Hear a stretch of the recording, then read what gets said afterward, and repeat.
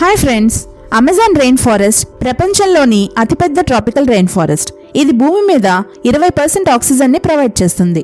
ఈ forest south అమెరికాలోని మొత్తం 9 దేశాలలో 55 లక్షల స్క్వేర్ కిలోమీటర్లలో వ్యాపించి ఉంది.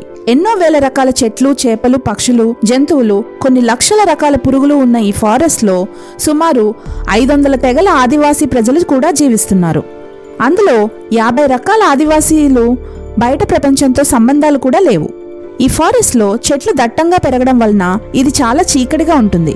ఎందుకంటే 1% సన్లైట్ మాత్రమే కింది వరకు వెళ్ళగలదు. వర్షం పడితే ఆ నీరు నేలను తాకడానికి సుమారు 10 నిమిషాల సమయం పడుతుందంట.